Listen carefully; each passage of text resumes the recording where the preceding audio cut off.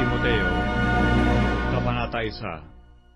Si Pablo, na apostol ni Kristo Jesus sa pamamagitan ng kalooban ng Diyos, ayon sa pangako ng buhay na nasa kay Kristo Jesus, kay Timoteo na aking minamahal na anak, biyaya, kaawaan, kapayapaan nawang mula sa Diyos Ama at kay Kristo Jesus na Panginoon natin.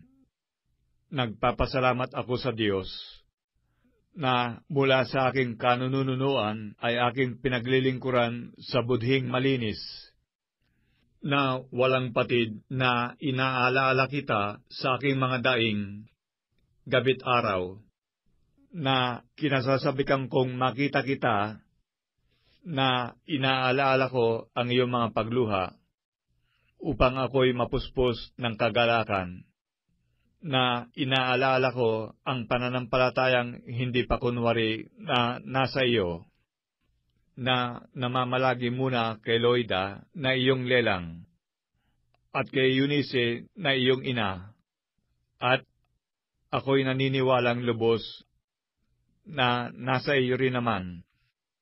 Dahil dito ay ipinaalala ko sa iyo na paningasin mo ang kaloob ng Diyos na nasa iyo sa pamamagitan ng pagpapatong ng aking mga kamay, sapagat hindi tayo binigyan ng Diyos ng espiritu ng katakutan, kundi ng kapangyarihan at ng pag-ibig at ng kahusayan.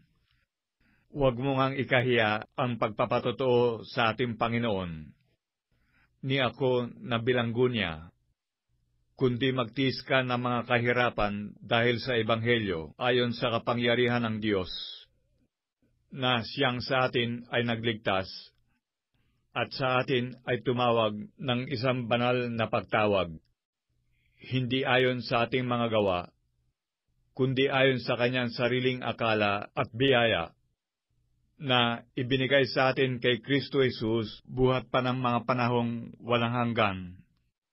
Ngunit ngayon ay nahayag sa pamamagitan ng pagpapakita ng ating tagapagligtas na si Kristo Jesus, na siyang nag-alis ng kamatayan at nagdala sa liwanag ng buhay at ng walang pagkasira sa pamamagitan ng Ebanghelyo, na sa mga bagay na ito ay ako'y itinalaga na tagapangaral at apostol at guro. Dahil dito'y nagtiis din ako ng mga bagay na ito.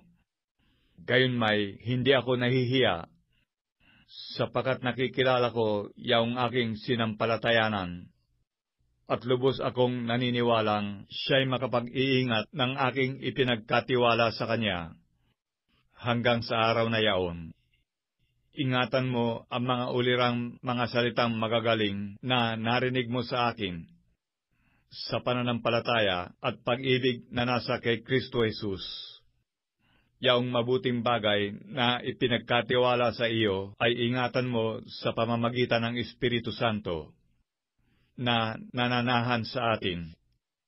Ito'y nalalaman mo na nagsihiwalay sa akin ang lahat ng nangasa Asya, na sa mga yaon ay si Figelo at si Hermogenes.